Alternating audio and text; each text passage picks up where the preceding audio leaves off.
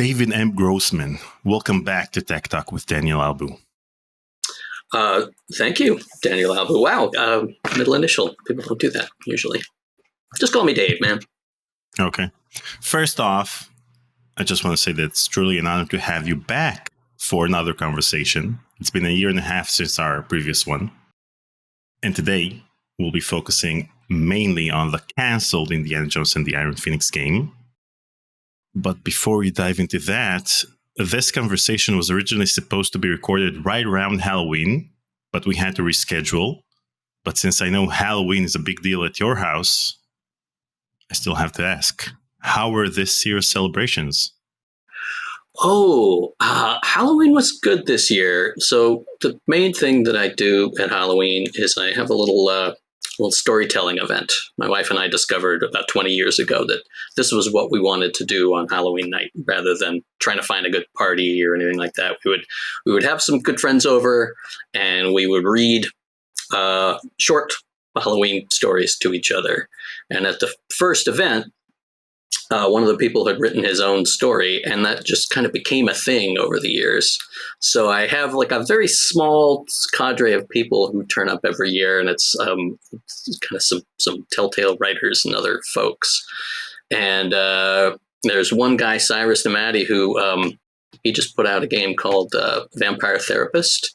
And he has moved to Germany since he began attending this event, and he dials in via Zoom every year. So he gets up and it's like 5 a.m. for him, and the rest of it, it's like 8:30, and we tell stories, and it's great. And this year, my son, who is 10, and generally sort of an out of control, very energetic person, sat down in a chair and told his own story just from memory, and it was fantastic. Everybody had a good time.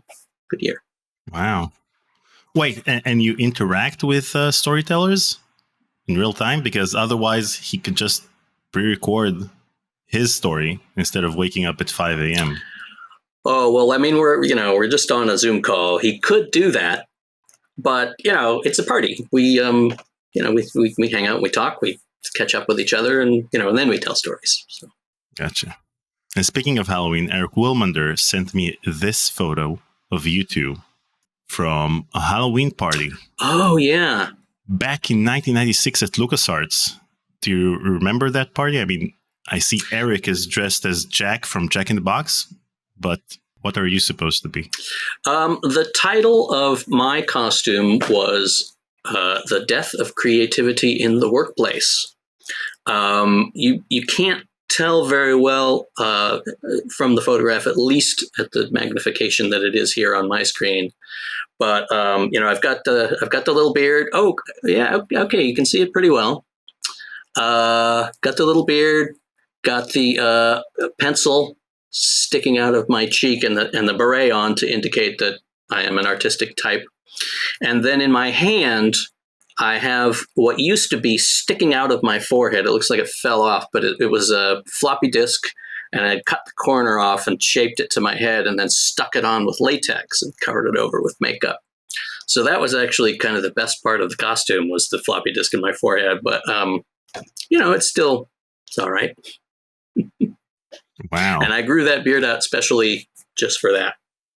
So people knew in advance that you're going to be something special in that particular Halloween party? No, I think they just thought I was growing out a silly beard. Now, one more thing that happened around the original date of the conversation was daylight saving time ending.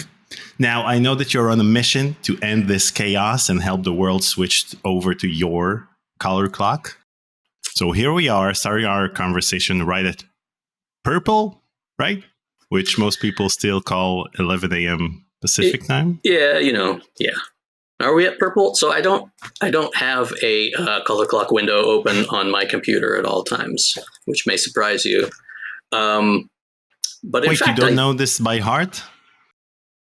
No. The thing of it is, if we all used color time all the time, I'd know it by heart. Mm-hmm. I'd know what time it was. But all I vaguely remember is that I wake up and it's around blue navy kind of hour, And then, I'm working generally through till sort of reds and oranges kind of time. And greens are in the middle of the night, which is, that's pretty good because they sort of go in a color order. So if you tell me a time, I'll probably know within a few hours where it would be on the clock.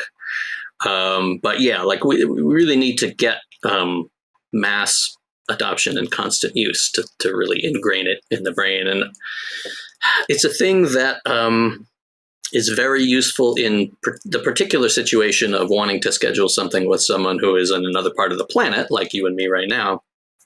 But, and that happens plenty, but not constantly for most people. So I guess just as society becomes more and more globally connected, color time will move more and more into the public consciousness, and maybe it'll take over someday. That's my hope.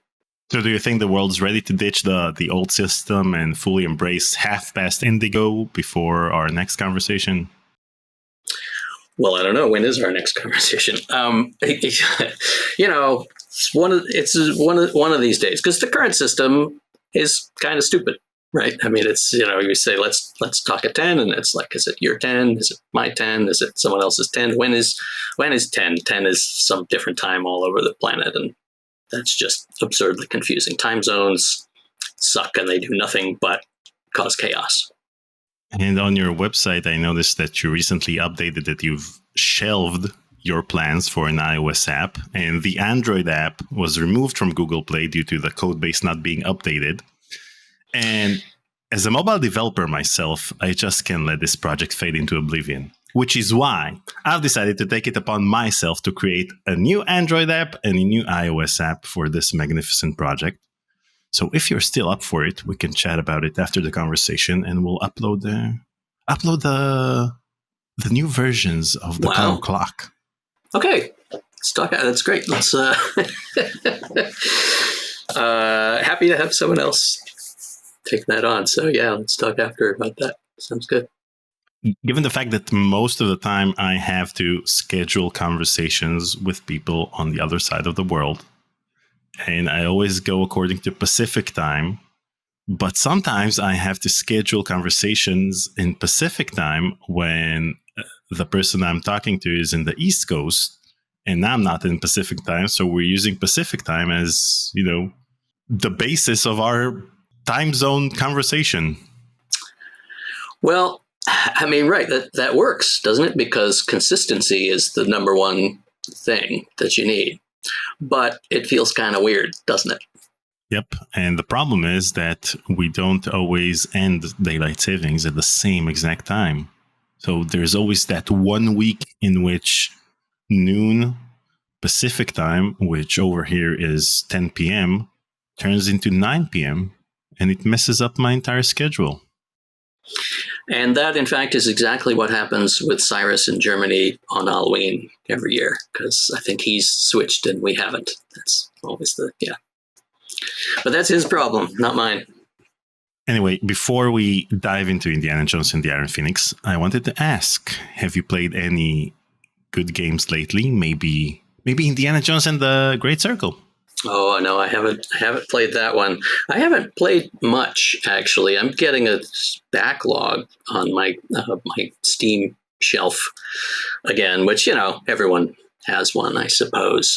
Pentiment is on there. I still haven't even played that. And that's like, something that won an award a couple of years ago, right? And it's, it was on sale, so I grabbed that. And there's something called Death of the Reprobate that I'm interested in checking out. And I played an early pre-release version of Vampire Therapist, but that's also on the list to be re-experienced after hopefully Cyrus took some of my notes and edited things.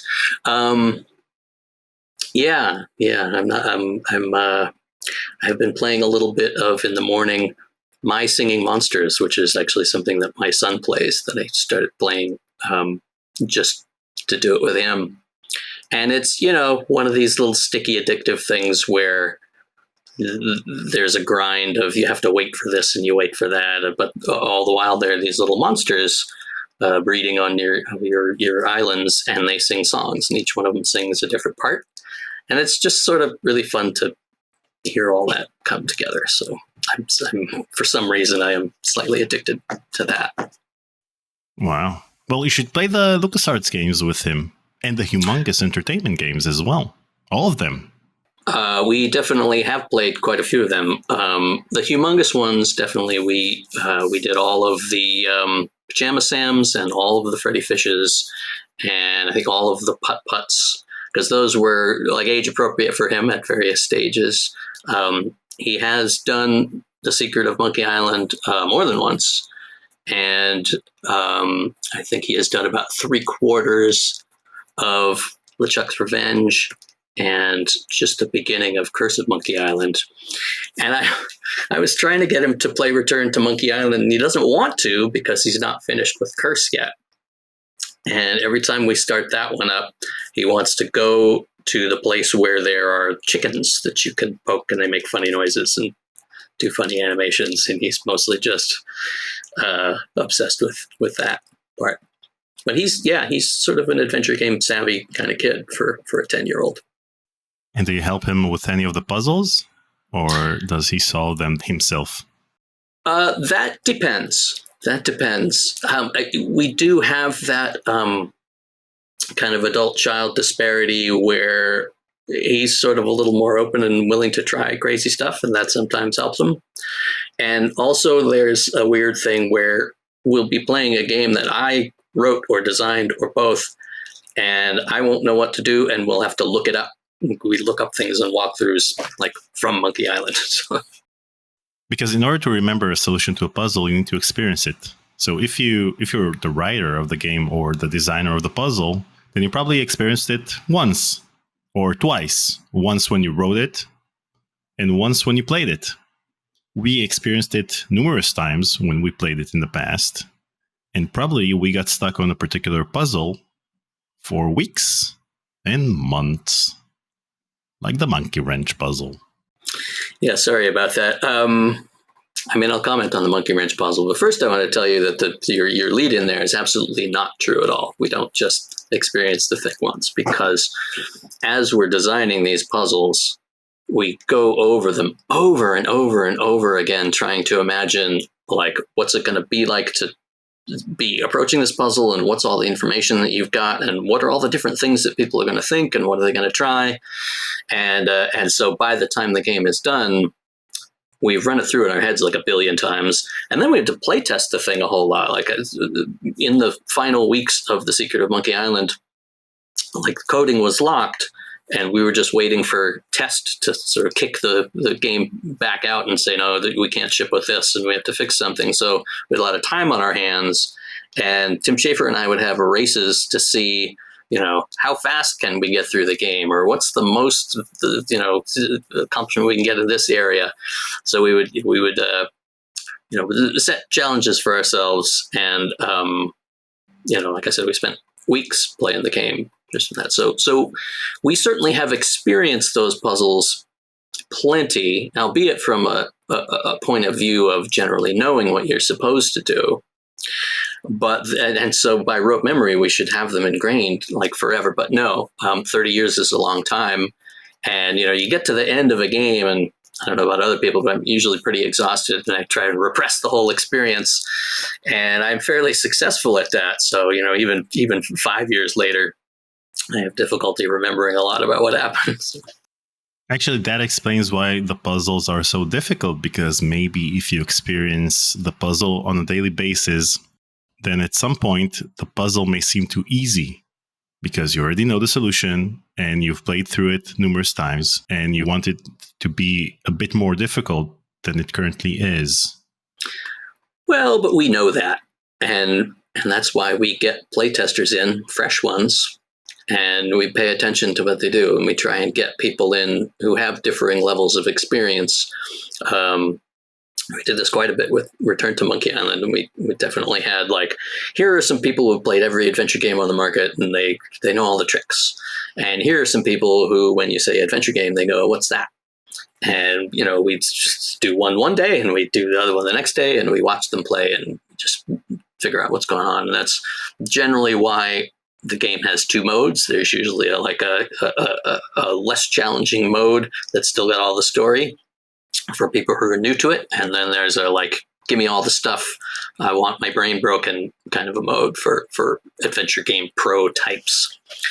Balancing all that difficulty stuff is hard work, and it's a big part of the design and polish of the game, but worth doing. I think too, when you say the puzzles are too hard, I agree that that's true for certain puzzles in some of those early games that we did at LucasArts, and I feel like that's just because we were young and we didn't really know what we were doing yet. Okay. Especially the monkey wrench puzzle. I routinely apologize for the monkey wrench puzzle because it taught me some things about how not to do a puzzle that I have applied to my work since then. But is a particular pain point for anybody who did not grow up in a particular subsection of the United States where that object is called a monkey wrench. Well, it helped you realize how puzzles that are based on language in general may be difficult to some people. While for us, it was a great opportunity to learn what a monkey wrench is. It's a teaching opportunity. There you go. We have brought light into the world, and now everyone knows what a monkey wrench is. I feel good. Indeed. Now, I haven't played Indiana Jones and the Great Circle yet. Instead, yesterday, I started playing a game called The Adventures of Sean, Part 2. And believe it or not, I got stuck on the main menu screen of all places. I guess it's a puzzle of sorts. From what I understand, this game is a favorite of yours. Yes. Well, I will say that I have not played it in many years. But, there you go. There it is. This is something that I discovered, I think, while I was still working at LucasArts, probably. I had a janky old Mac at that time, and this was a HyperCard game. And I played it, and, some of the puzzles are kind of hard, and the art, as you can see, it all looks like that screen you've got up there. It's just drawn using the HyperCard tools, which are basically black and white crayons. And it exemplifies for me the things that are important about adventure game design, because it holds up as a game despite looking like that. And I think I've carried that throughout my career. I will see games that are they put a lot of focus on just how it looks, and we need realism and video, and we'll get to that too. But really, you can make a great game that looks like that, and The Adventures of Sean was that. And the person who designed it just never really did anything else in the field after that. And I tried to track them down at one point. And I kept an old Mac around with a copy of HyperCard and a copy of that game on it, just so that I could whip it out whenever I wanted to, which I mostly didn't, but I enjoyed having it there. And it lived actually right underneath this desk. And eventually it developed that that machine didn't work anymore. But fortunately, the Internet Archive does have a copy of The Adventures of Sean Part 2. That's probably where you found it, I'm guessing. Indeed. And the splash screen also gives you a sense of the humor in the game, because it says The Adventures of Sean Part 2. May the world only speculate about Part 1. The research that I did at the time indicated that there had been a Part 1, but that the creator had deemed it unworthy of continuing presence in the world. It was more of a learning experience. Whereas The Adventures of Sean Part 2 is a masterpiece that needs to be preserved. That's why games have to be preserved, regardless of their quality. Now, today's a Thursday, which means that yesterday was a Wednesday. And so I wanted to ask if Wednesdays are still your designated 8-minute cooking days. 8-minute cooking days? What are you referring to? Now you've dug up some part of my past that I don't even remember. Give me context, please. Apparently, you mentioned in the past that Wednesdays are your 8-minute cooking days in which you cook something for 8 minutes. And you also talked about the fact that Siri had trouble figuring out your schedule with the cooking days and ended up setting reminders on Thursdays instead. Okay. So now I have figured out what you're talking about. So Wednesday is not specifically an 8-minute cooking day. Wednesday is burger night, and my son anticipates burger night like you wouldn't believe. And so, sort of rain or shine, I got to go out there and grill up a burger for him. And the first side, I use these frozen patties, and the first side goes for 8 minutes. So, that's always kind of the first step. Is I get everything ready, and then I get my phone out and I set a timer for 8 minutes. And there was a long period of time where Siri would frequently suggest that maybe you want to set an 8-minute timer right now. But often it was on a Thursday or some other, like you did this yesterday. Why don't you, why don't you want to do it today? How about that? I just like Siri apparently has a really short attention span and doesn't understand about weeks, or I don't know what it is exactly, but she's kind of stopped doing that, I guess, because I said no all the time. So it's more normal now. Well, today iOS 18.2 came out with Apple Intelligence. So hopefully this will finally fix this issue and Siri will realize when it's burger night in general and when it's not. Well, I'll let you know. Now, back in the LucasArts days, you described something that was a daily ritual that revolved around the coffee maker, the so-called coffee maker holding pattern, where people would circle back to the kitchen repeatedly, waiting for someone else to make the next pot of coffee. And often most of the team would end up in this, informal loop of sorts. You even mentioned how some of the best work discussions happened during these coffee runs. Was there ever a particularly memorable conversation that took place during one of these coffee-infused circuits? Well, I mean, the short answer is no. And the reason for that is that this was over 30 years ago, and I don't remember that many specific conversations in the context of them for that long. I think I am perhaps a normal person in this regard.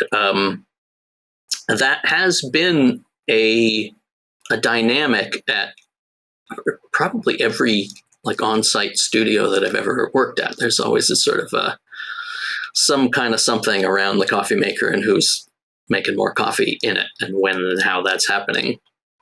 Tells you a little bit about the culture. When I got to this was a LucasArts story, and then in later years at Telltale, there was a similar dynamic, but it resulted always in some point in the day where the coffee would get left, and then it wouldn't get cleaned up. No one was willing to take responsibility for that, and so there was a holding pattern around cleaning the coffee maker, and sometimes the coffee would get pretty disgusting with that. And I don't know. Telltale was the last time that I really spent time drinking coffee all day. It's one of the hazards of being in a studio with a bunch of people, I think, and you just sort of gravitate over there. It's like, well, I don't need any more coffee, but it's right over there, and I could get some if I wanted it. And so I just keep having it, and get really sort of jittery and anxious and all those things when you drink too much caffeine. So nowadays, I'm here in my home office. I have been for the last 10 years, and there was a big stint before that as well. And my current habit is I have a cup of coffee in the morning, and that's it. That's all I do for the whole day. And that gets me through almost all the time. This is the cup. It currently has water in it. That's what I do after the coffee's done. Now I'm trying to drink more water and less coffee and be healthy. If you're going to do games long term, you got to watch out for your health, stress levels, your coffee levels, all that stuff. Now, in the fall 1992 issue of The Adventurer, you were interviewed about the then upcoming Day of the Tentacle. Do you remember that interview? Not really, no. Oh, wow. Yeah, there's me with the hair. Now, first of all, it says that your name is David M. Grossman. It does. What does the M stand for? And it is. What does the M stand for? At that time, it stood for M. I had a middle name, and I dropped it when I turned 18, and I just kept the letter M for many years. And then I readopted it about 10 years ago when we were adopting my son. I was like, I want to avoid confusion. So I took my middle name back. It's Matthew. And there you go.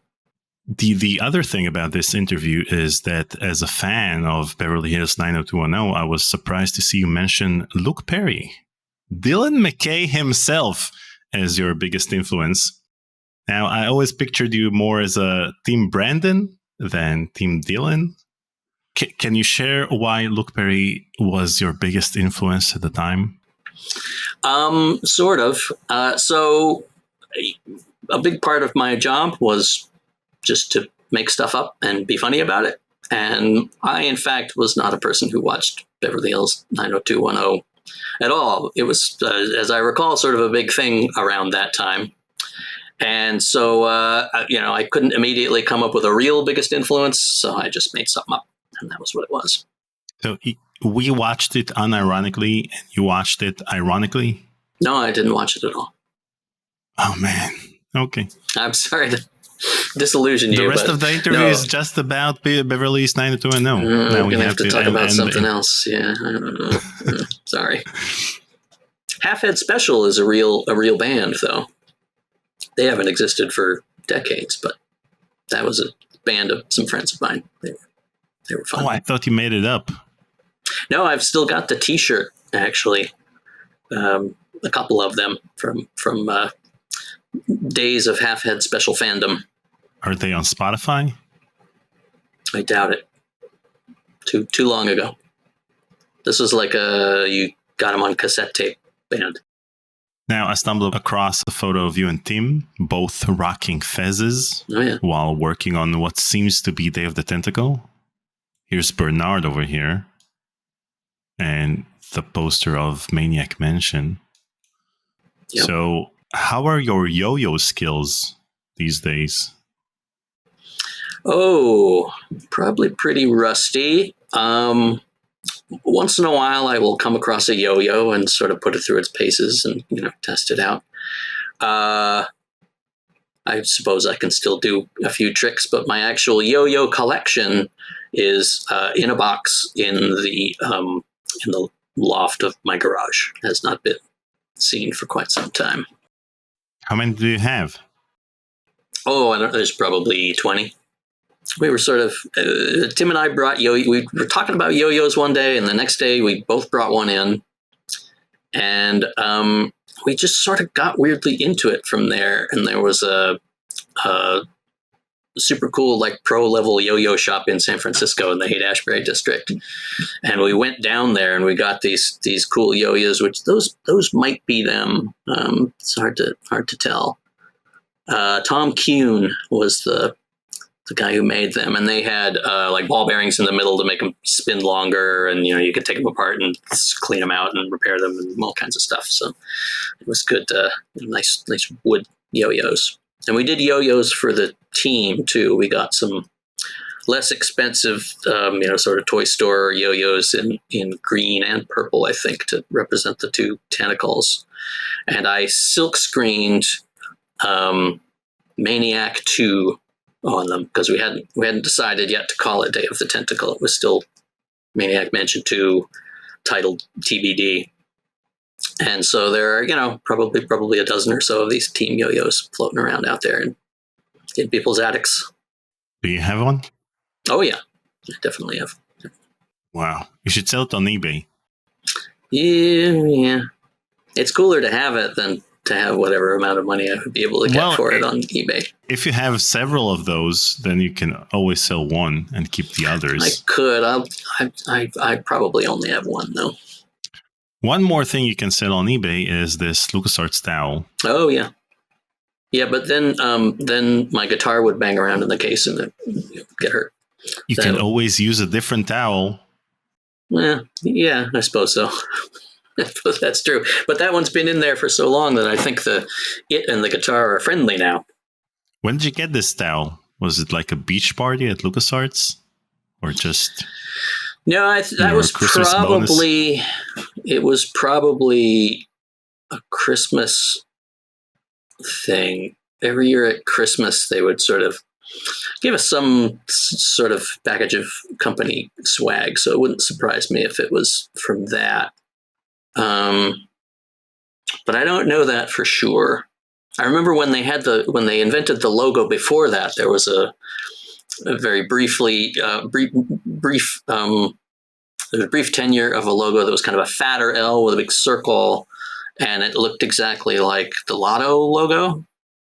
And as soon as they trotted it out, everyone said how much it looked like the Lotto logo, and they replaced it almost immediately with this one. But when they designed the new logo, they gave us all T-shirts with that on them. That I don't think I have anymore, but it was a classic piece of memorabilia. Again, this is also worth millions, probably. Millions, yep. Now, during the production of Day of the Tentacle, you tried to convince Peter McConnell to change a single note in one of the tracks. Do you remember what it was about that particular note that bothered you? And also, could you share a bit about your musical background and what gave you such a keen ear for music?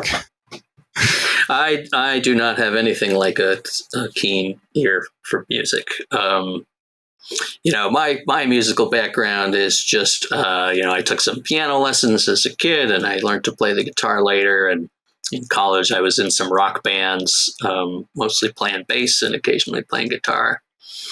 And that's about the end of it. I don't have any real kind of expertise. I just I know one note from another, and that's easily enough to get me in trouble with the composers who know real stuff. And the thing about Peter and the note was like, it wasn't just any note; it was the first note of whatever the piece was. And he had put it in there as a lead-in, and it just bothered me for some reason. Every time I heard it, I was like, why is that note in there? Could you take that out? And I'm pretty sure that he didn't. So if you listen to the piece today, and I don't remember which one it even was. It was one of the sort of walking around like outside, might have been Hoagie's walking around outside theme or something like that. But,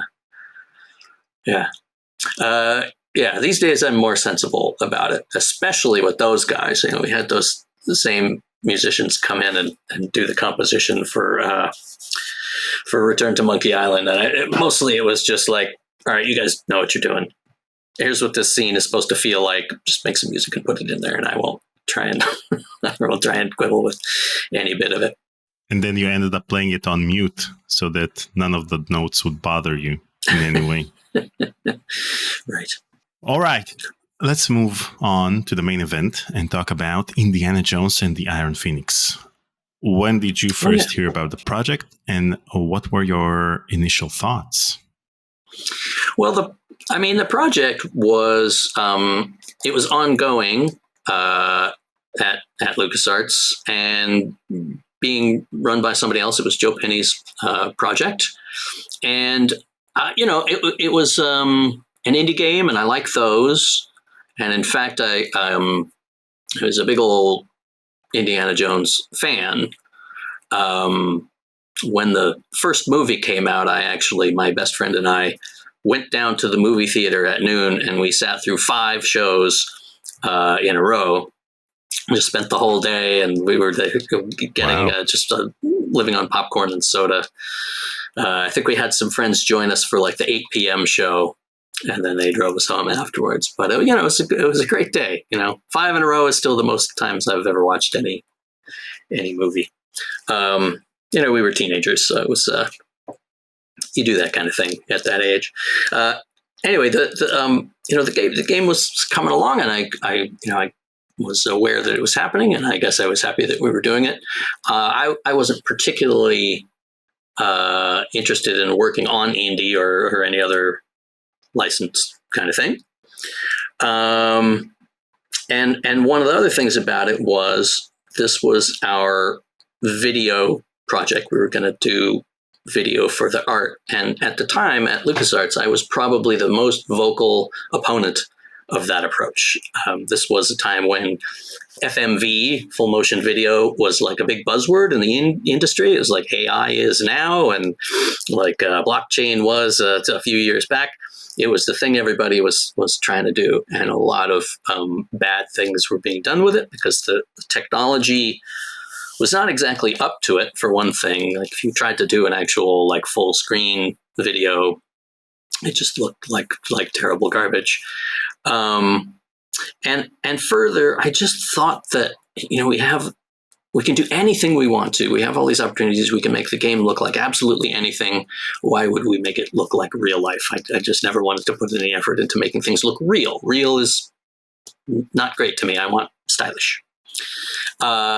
So then with that attitude, Joe left the company for unrelated reasons.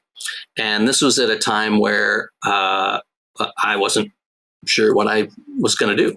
I was having trouble getting a project going. And so Steve Dowderman, who was the director of development at that time, called me in and he said, look, this is a project in need of a leader. You're a leader in need of a project. Why don't you take this on? And I was like, but Steve, you know my opinions on the video stuff. Like, why would you put me in charge of this project? And he basically said, yeah, that's actually a good thing because you haven't drunk the Kool-Aid. So you're not going to do something that's just video. You're going to do something that's actually like valuable in some way. You won't back it unless it's good. That's basically what he told me. And it was hard to argue with that. And also I needed something to do. So that became my project for a very brief period, sort of coincidentally, right at the time when we were needing to do all the technical experimentation to figure out how the video was actually going to work to bring it about. So let's take a look at the two FMV scenes that Mike Levine was kind enough to share with me in our conversation. So this is the first one.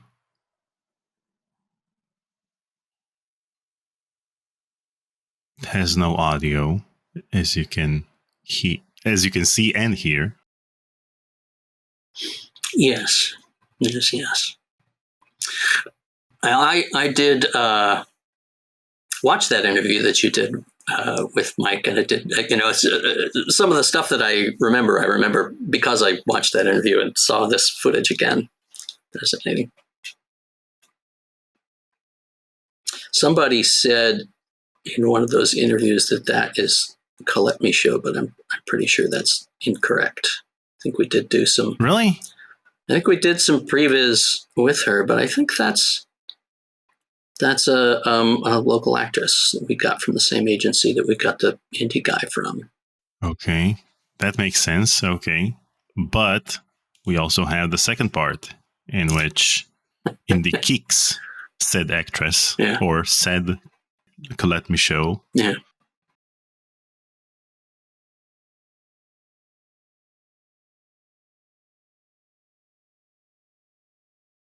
So what you see, this is, our goal for, we did a big shoot after having gone to another one.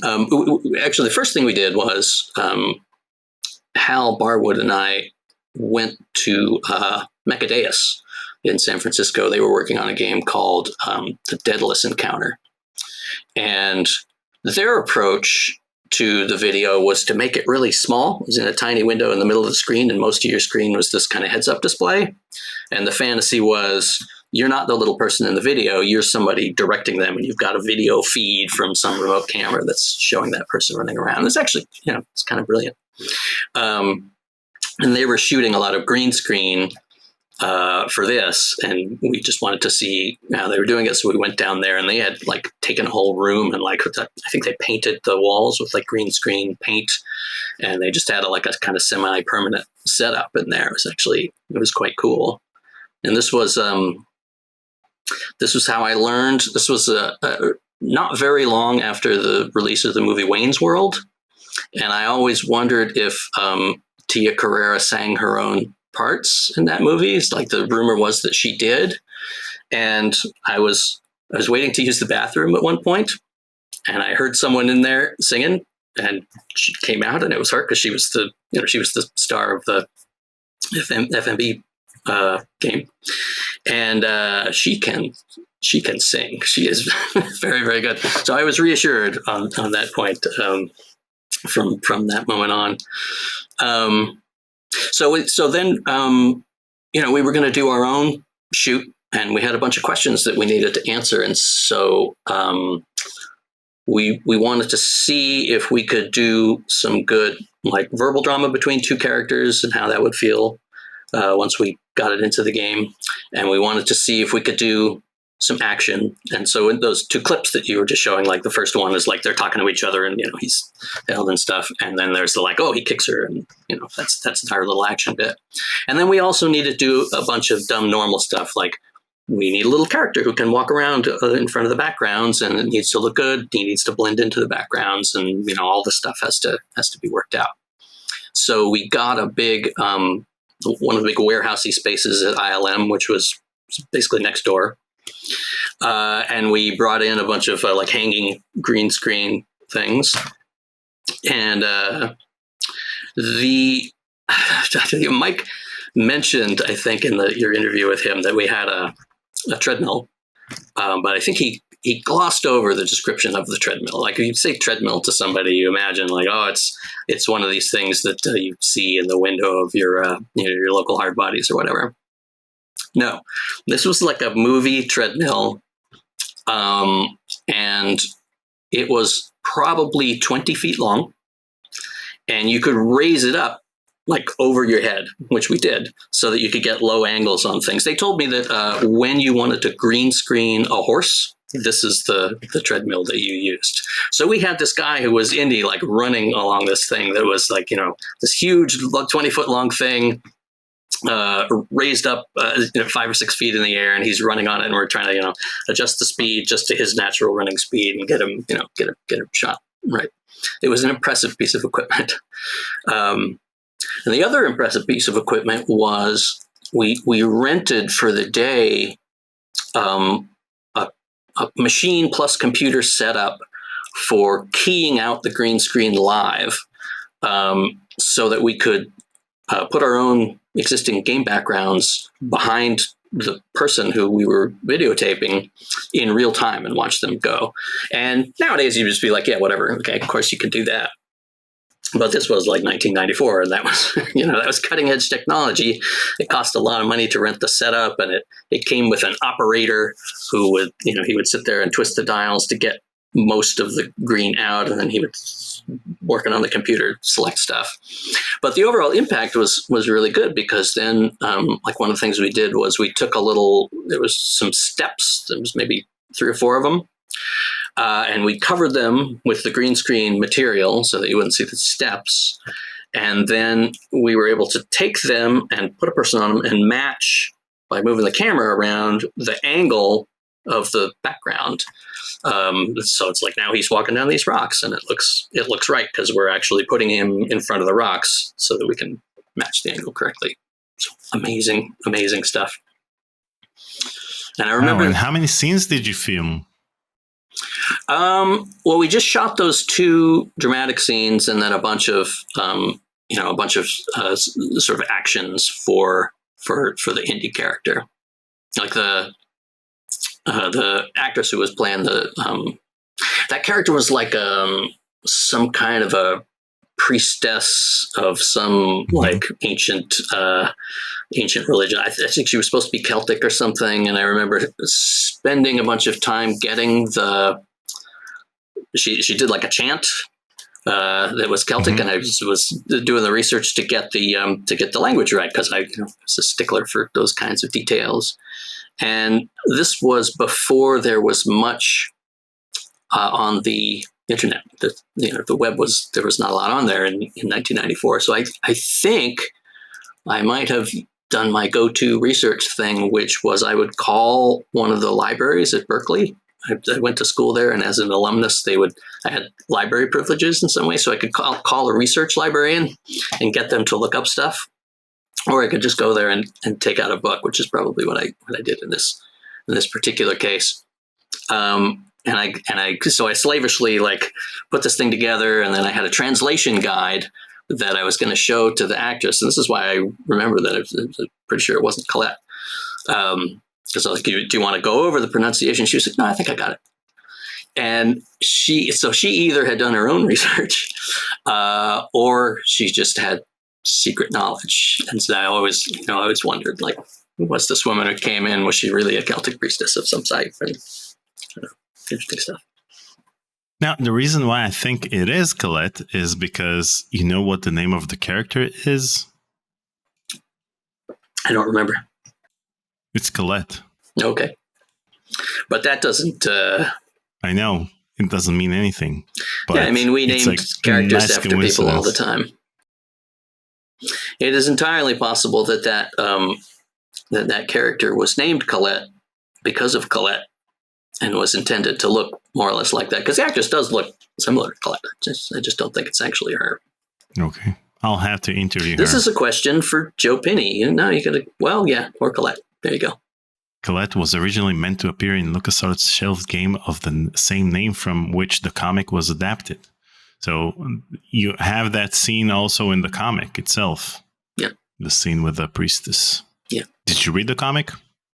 No, I haven't read the comic. Now, as you can see, these files don't include any audio. Right. But according to I wonder what happened to that. Yeah.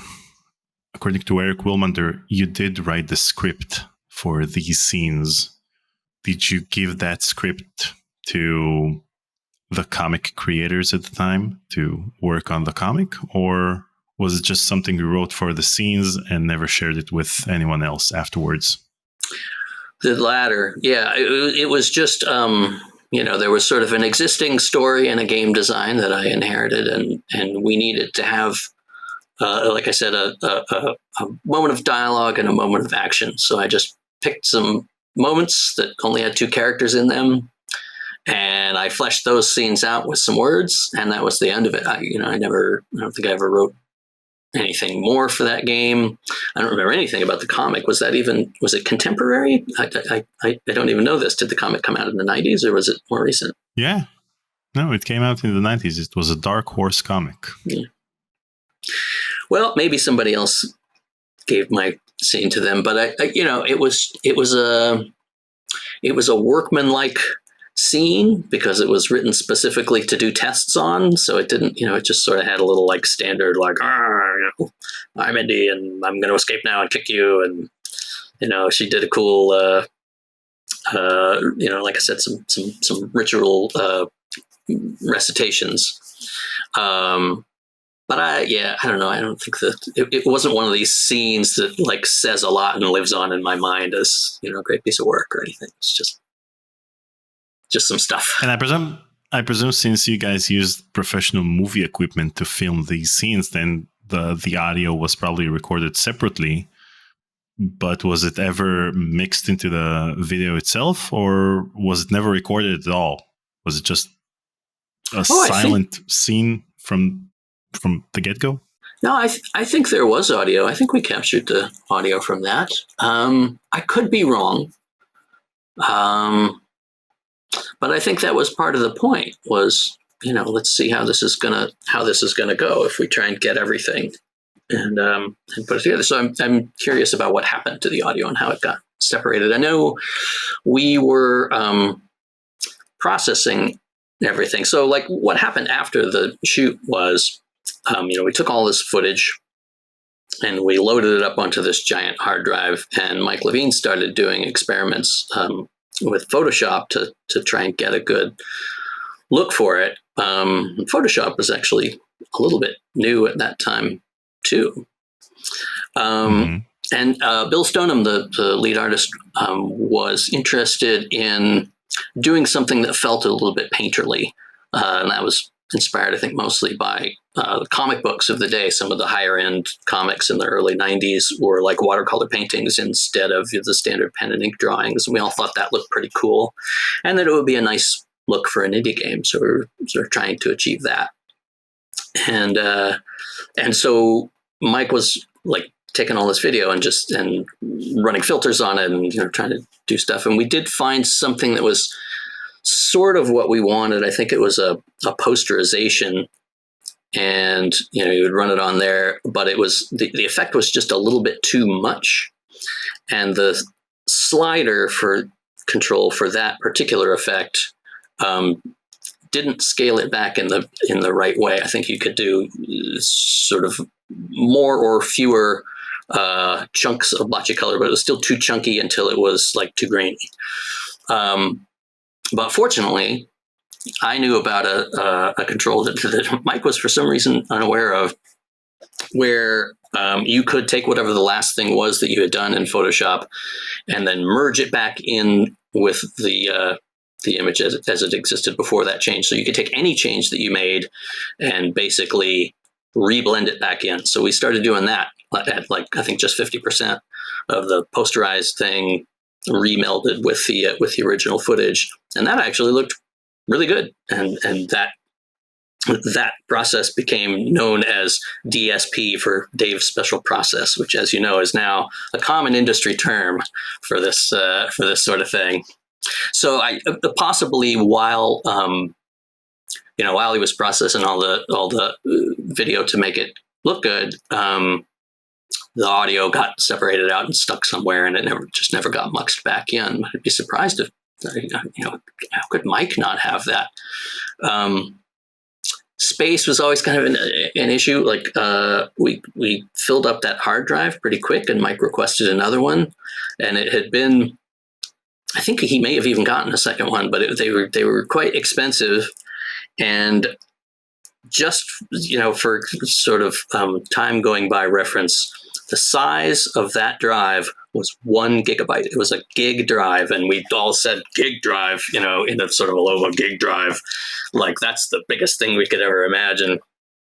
And now, you carry stuff around on your keys that's hundreds of times that size. So I don't know, time goes by.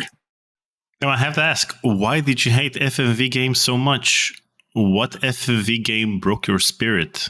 I mean, at the time you had The Seventh Guest, which was like the industry standard at the time. Mm. And, the FMV scenes were kind of okay. And the game is great or fine. Yeah, Seventh Guest is good, actually. And there's very specific use of the video in that, it's sort of meant to not exactly blend in with everything, because it's these ghostly figures, right? That they don't, they're not part of the environment. But we weren't, that's a kind of a special case. Like mostly what you were seeing was, sort of Dragon's Lair type games where they were trying to do that same sort of going between video clips, but it didn't look as cool as Dragon's Lair, because all it was sort of VHS or less quality video coming out at you from the screen. Or a lot of what you were seeing was, here's the game, and then here's the video for the cutscenes in the middle, and I don't like that because it's just too disparate. Like I want more, I want things to look cohesive throughout the whole experience, right? I don't like it when the cutscenes look really different from the gameplay. And at LucasArts, we were very focused on these sorts of kind of quasi-cinematic experiences where that was true, and I just didn't see how video was going to fit into that vision. So, in hindsight, was there ever a moment where you thought that the project might not be completed, or were you optimistic, even though you hated FMV games in general? Were you optimistic that it would push through despite these, challenges? Yeah, no, I thought we were, I thought we were onto something good. I liked the overall effect.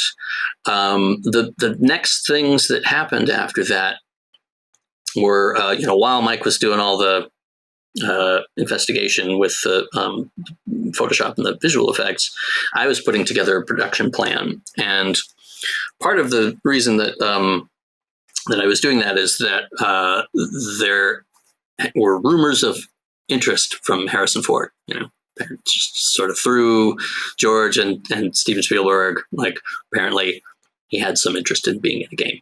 And I don't think anybody ever thought, like, yeah, totally, we're definitely going to get Harrison Ford, but we had to try.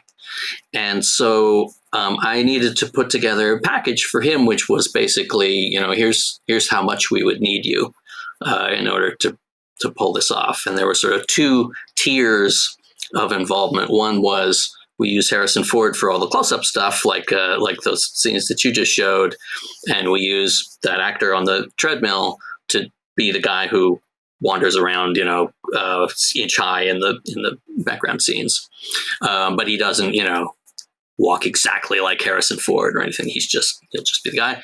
And then the second tier is Harrison Ford actually does everything. And so I just put together two plans, really, and it was like quite a lot of time that we were going to need him. I think it was like 3 weeks of shooting for the full deal, and maybe only 5 days or something just to do all the cutscenes. But it was like a lot, and so that got taken away by somebody else and was presented to either him or his people. And we eventually heard back that it was like, I'm used to sort of movie levels of involvement and money, and you're not going to ever be able to pay me enough money to do this. So that was fine. We liked the actor that we had in the tests, and he was just going to be the indie in the games, and everybody thought that was a perfectly fine way to approach things. What eventually did happen was the word came down that we needed to remove the Nazis. They were like, okay, so you've got this story, and it revolves around all these Nazis, and there's all this work has been done to sort of put everything in place around who's doing what and why, and some specific, there's always a mythical, powerful object, which I think was the Philosopher's Stone. Do I have that right? So they said, a third of our audience, or 30% or something, is Germany. Germany is a big adventure game market, especially for LucasArts at that time. We were always bigger in Europe than in the United States. And they said, there's whoever it is over there, I don't know, cultural ministry or something, said, we're not comfortable with this, and could you not do it? And so they're like, can you remove the Nazis from the story cleanly and easily, and we just go forward.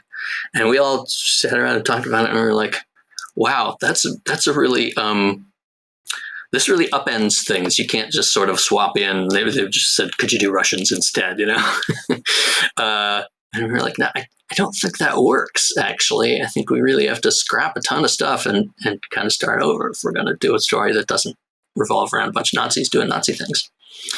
And at that point, there was enthusiasm was waning. The project had been circulating around for a while, and Harrison Ford was not going to do it, and there was a little bit of bias towards original properties where we could own everything, despite, Indiana Jones is, but Indiana Jones is sort of a Lucas thing, but also sort of a Spielberg thing. And I think that there were going to be some expenses on top of that. And the team too was like, wow, just like, it's working. We'd rather just, so Bill Stoneham and I pitched an original property to do instead. And we put Iron Phoenix on the shelf, and we just started working on that. Instead, it was called Up the Corporate Ladder, I believe.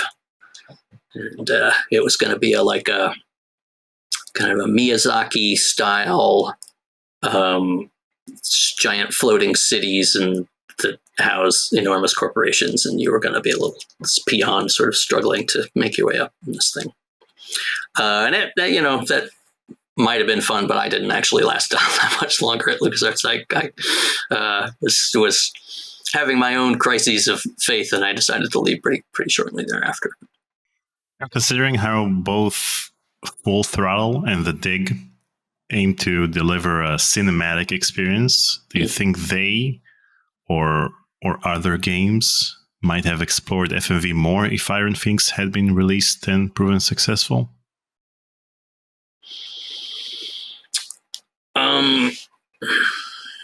No, because they were contemporary. Iron Phoenix was, Throttle was already going on while we were doing this stuff, and The Dig was already going on.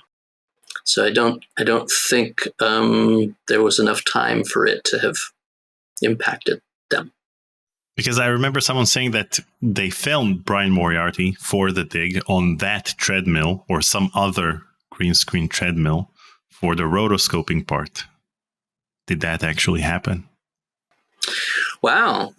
I don't know. I do know that we did rotoscoping for The Dig on its original version, which was in between Monkey Island 1 and Monkey Island 2. So this was actually quite a bit beforehand, just for the motion of the people walking around. And now that I think about it, I think that was Colette.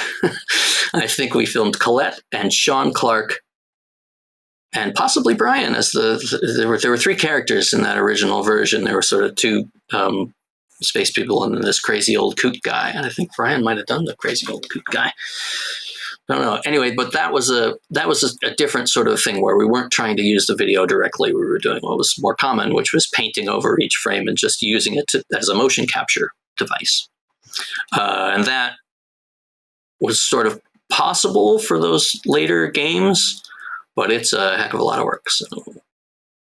It's interesting that management wasn't interested in pursuing FMV games because at the time Sierra became famous for creating FMV games because around 94 they started working on Phantasmagoria, which was endlessly delayed because they always try to use the latest technology. So it was supposed to be released in like 94 and ended up being released in August 95. So the LucasArts management didn't care that their biggest competitor at the time was using a technology that you guys were trying to avoid. Oh, I don't know that I would say we guys were trying to avoid it. I was trying to avoid it. And I think largely what you're talking about was mostly after my time. I was sort of there for the first dabbling with, let's see if we can use video directly and really make a game out of this. But it wasn't even the end of the year before I was gone. So the projects that came after that, I don't really even know what went into the pre-production process and the thoughts about what was going to go into their art and stuff. I know a lot of what happened at the studio at that time was dependent not really on management and management goals, but on the group of project leaders and what their creative goals were. And I think the studio was fairly unusual in that there was a sort of a panel of a bunch of the people who headed up all the projects, and that group had a lot of power over what got made and what didn't. And there were one or two people sort of sitting above that and sort of okaying budgets and things like that. So if you certainly had to do something that was going to be feasible and that was theoretically going to make the company money. But I think there was a recognition that this is sort of the creative hive mind of the studio, and if good things are going to come out of it, you're going to have to let them sort of have their way to a certain degree. If nobody wants to make a full motion video project, then, maybe you could hire somebody specifically who wanted to do that, which would be possible. But you've also got all these people who are making great stuff, and you should let them make great stuff. So what you're saying is that Full Throttle and The Dig are the way they are because of Tim Schafer and Sean Clark. And Rebel Assault 2 was FMV not because of management, but because of Vince Lee wanting to pursue the FMV route. It totally was. There were like two people who were like, Vince was just sort of fiddling around with that and his spare time, and that game did not go through channels at all, and it might have been a problem for it to try to go through channels because it was really different from a lot of the other things that we were making. And it was Kelly Flock was running the division at that time, and he just basically made a decision without consulting anyone. It was like, I'm just going to give Vince some money and a computer. I'm just going to have him make this thing because I think it's going to be good. And and it was a great game. Now, since we're on the topic of unreleased projects like Indiana Jones and the Iron Phoenix, I wanted to bring up another canceled project of yours. While at Humongous Entertainment, you worked on two unreleased games, Bobo and Fletcher. One is set in the Wild West, and the other, Bobo and Fletcher Go Deep into the Congo, which was a jungle adventure. What were the main ideas behind these games, and do you think they might ever see the light of day? Well, just for context, this was coming right on the heels of my sort of vision quest at the end of my tenure at LucasArts. I was feeling burned out and frustrated, and my personal life was a shambles, and I just needed to do something. So I took a leave of absence, and I hopped on a bicycle, and I rode from the San Francisco Bay Area to Canada. And it took maybe 6 weeks. I was out there on the bike, and by the end of it, I was sure I need to leave the studio, and I am going to try and work freelance because mostly what I want to do is writing a design, and there's not a opportunity to do just that at the studio. At the time I was like, wasn't enjoying the rest of it. So on that route in Seattle was Ron Gilbert's house, and I did stop there and talk to him about it on my way. And he just basically said, I've got a deal with Lucas that I'm not allowed to recruit from there, so we can't even talk about this. But if you find yourself untethered from the studio, let's talk. So we did that. I went back and quit, and as it turned out, Humongous had been making kids games for a number of years, but he wanted to have a branch of it that would also make grown-up games.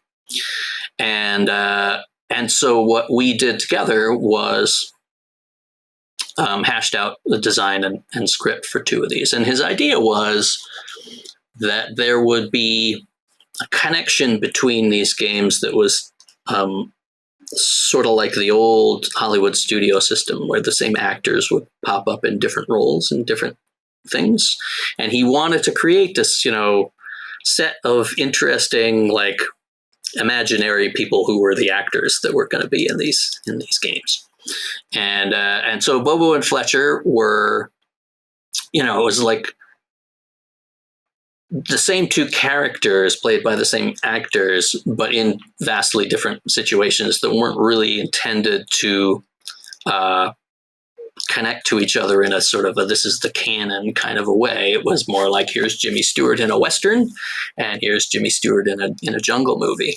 So, that was the idea. And, I was freelancing. I never actually went to work there, but Ron and I just sort of met and hashed out some designs, and then I went off and wrote scripts for both of these games. And I remember specifically the Western one was interesting because we couldn't get away with not having the character have a gun, but our experiences at LucasArts were all like, it's just too powerful to hand the player a gun. It's too useful in every situation. So the script for that includes a large number of, what if you try to use the gun here, what amusing thing happens that makes it not helpful? To the point where it just sort of becomes a thing. Like, yeah, you've got a gun, and it's maybe once in a while going to help you, but it's not going to work the way that you think. Everybody is a faster draw than you, and you just can't just shoot your way through all the problems of the game. So anyway, those scripts went up to Ron, and they went into a drawer. And then I think what happened next was economics. I think he didn't have the budget to make them or something. And they wound up doing the Cave Dog label stuff, which was vastly different kinds of games. They made Total Annihilation was an interesting thing that got done later. And I did do some story work for that. It was pretty fun. It was a real departure from my usual, silly adventure game mode. And it was enjoyable to work in something gritty and sci-fi like. And the other thing that happened in the meantime was they had this idea for a little kid initially he was called Bedhead Boy, and he was, or Pumpkinhead Boy. I forget which one was first. Anyway, a weird little kid who liked to dress up and imagine stuff. And he eventually turned into Pajama Sam. And Ron called me up one day and he said, "Yeah, I know you're not really particularly into this games for kids stuff, but we want this one to be kind of weird, and we think you would be a good writer for it." And I wasn't doing anything else at the time, so I said, "Sure." And that turned out to be a really great experience, and I became for a while primarily a writer of children's games. I did a bunch of games for them and some other folks at like Fisher Price and stuff, and worked on some toys, and it all came directly from Pajama Sam. So it was interesting. But Bobo and Fletcher, to get back to that, I guess they're in a drawer somewhere, but like ownership of them is like, I don't even know how that would work. Maybe it's the company that owns all the Humongous assets, but I'm not sure exactly how they were owned in the first place, if they were like a Humongous thing or under some other umbrella. So I don't know. I don't think you're going to see them. And in fact, I think if I read the designs and the scripts today, I'd be like, yeah, that feels, a little weak by my current standards. So. Although what you described here with the logic of using the gun inside the game is very similar to the horse armor in Return to Monkey Island. It's there, but you can't actually use it for anything in the game. You just have it in your inventory for fun. Yeah, but the gun was much more present in the Bobo and Fletcher story. It was a sort of a constant idea the players had. It was more like, in the Sam and Max games, Sam carries a gun, and you can use it for various kinds of things when it's not shooting somebody. No, you can't use a gun. You only get a gun in the gallery at the end. In Sam and Max, I'm talking about the Telltale Sam and Maxes. You're talking about the Telltale. I was talking about the Telltale Sam and Maxes have a gun, and one of the reasons they have a gun and it works the way it does is my experience designing and writing the Bobo and Fletcher Wild West story. Because I was like, this can be done, and it would seem silly to have these guys walking around without their guns because they're just, that's who they are. Now, speaking of Ron, he mentioned several times in the past that what ultimately sold him on hiring you was the fact that your resume listed interests applesauce. Did you really have that written down in your resume at the time? It might have been apple juice. It might have been applesauce. I don't remember. And a better beer was also in that list. I think that, you make a resume and you have to be fairly dry about it, although Tim Schafer will tell you otherwise, and he's correct. But I didn't know that at the time. But I felt like the, personal interests thing was the one spot where you could really express something interesting. So I just, thought about the things I don't even remember why I was going through apple juices or apple sauces. I was probably just conducting some kind of a market research thing where I was trying them all and trying to figure out which was the best one. I've been known to do that. I tried that with key lime pie once, and just it's always something. And the person who I remember commenting on that was actually David Fox. He has said that was why he brought me in for an interview in the first place. So I wonder if Ron really thought that, or if he's just cribbing from David. Well, maybe it got David to bring you in for an interview but it got Ron to hire you. Could be. The story that I heard from Ron actually was that they were talking about the different candidates, and I came up and he was like, no, I can't stand it. No, I hate that guy. But that he was confusing me with somebody else. Or not. I do know he was the one who walked out of my interview first. So. And placed the pencil on your resume. That's right. That's the thing. And I probably told the story to you before, but yeah, indeed. You put the pencil down, that's the signal. Now, since our last conversation, you've added another credit to your list of game credits, and that is a special thanks in the game that you mentioned earlier, which is A Vampire Therapist. What can you share about this game? That's nice. Yeah, you got special thanks. Well, that is a game that was made by a friend of mine, Cyrus Nemati, who I know from my work at Earplay.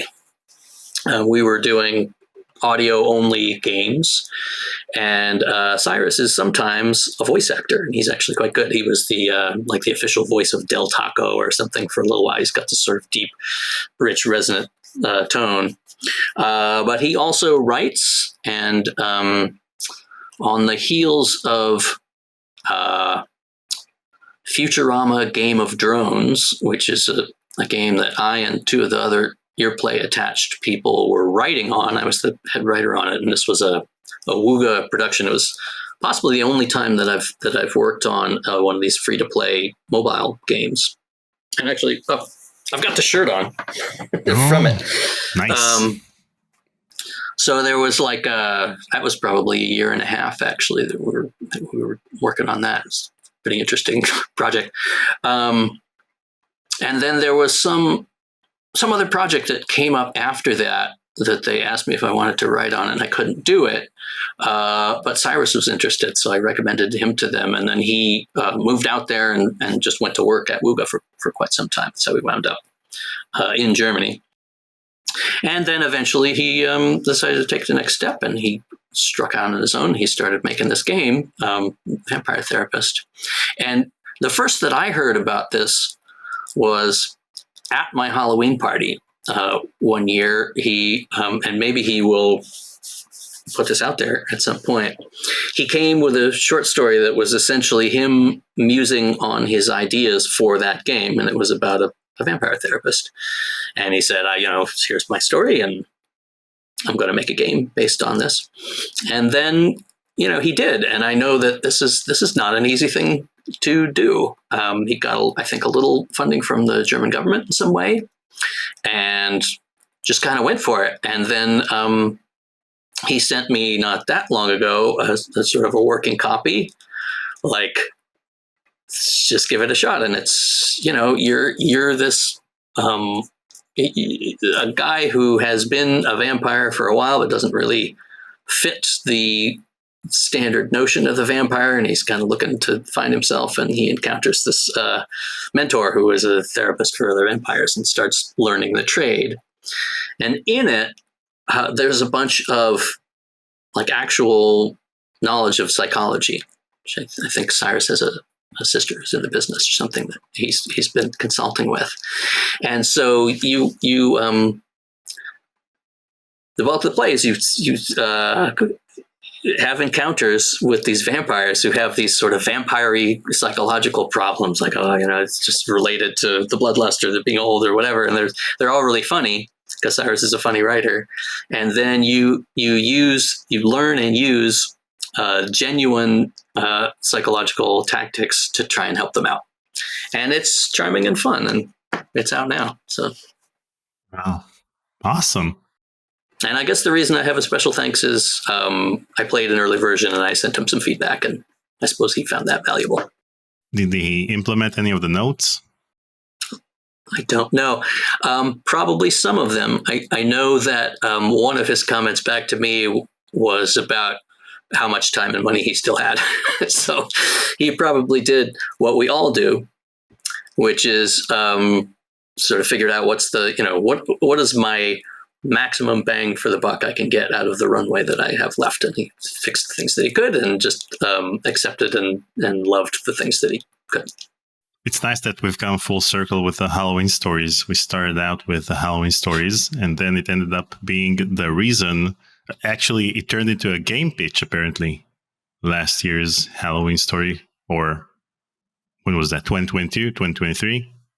I'm not sure what year that was. I'd have to look it up. Okay. Now, in a 1998 interview, you were asked about your long-term goals in life. Do you remember what your answer was? 1998. What was I even doing then? Who was interviewing me in 1998? I was just freelancing stuff. No, I have no idea what I said. So you said, and I quote, "I'm searching for the perfect piece of key lime pie. When I find that, everything else will fall into place." So now, almost 27 years later, I have to ask, did you ever find that perfect piece of key lime pie? Yes.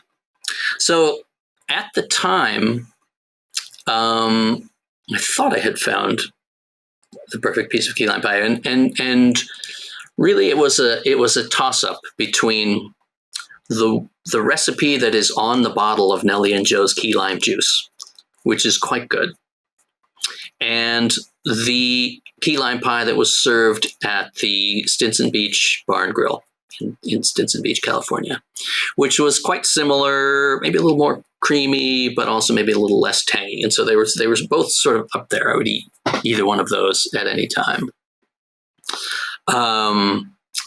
However, just this past Easter, I think it was, we have some friends who'd come over every Easter and Thanksgiving, and this time the wife, Anne, brought a piece of a key lime pie, which was hands down the best key lime pie I have ever put in my mouth. And I was like, there it is. I have been waiting for this key lime pie all my life.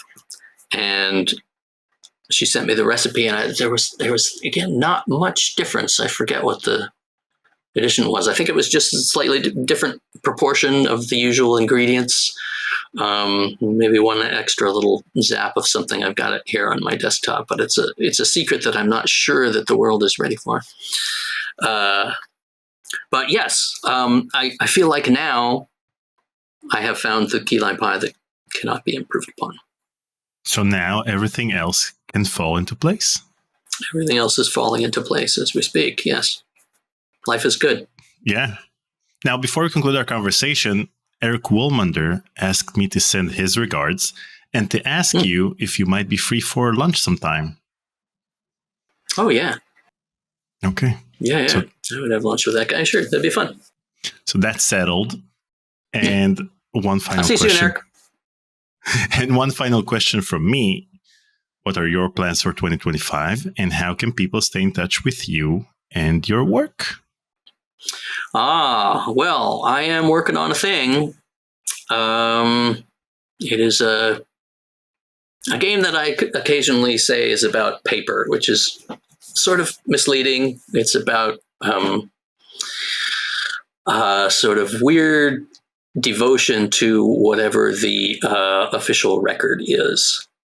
And I have been doing a little bit of work with one of the artists from Return to Monkey Island, Zoe Wintan. And I'm making a little demo for it, and then the design has to be fleshed out, and I need a budget and stuff. So there's, I'm in the pre-production phase, and then I'm gonna see if I can convince a publisher to back it. And whether they do or not, I think it's gonna get made. It'd just be a little different if nobody wants to jump in with me. But yes, I'm going to be working on that, and people can find me. I post on Blue Sky sometimes. My handle is thatdave at bsky.social. And I have the same one on Mastodon .social, which is a little, I post a little less there. The environment is a little more sort of geeky, but when the game starts coming together, I'll probably be putting stuff out in both places. So wherever you like to be, come and find me there. Well, Dave, It's always a pleasure having you for a conversation. And I truly hope there's something exciting you're working on behind the scenes in addition to the game you just described that will blow our minds in 2025. Well, we'll see. Thank you, Dave. Oh, thank you. Always a pleasure.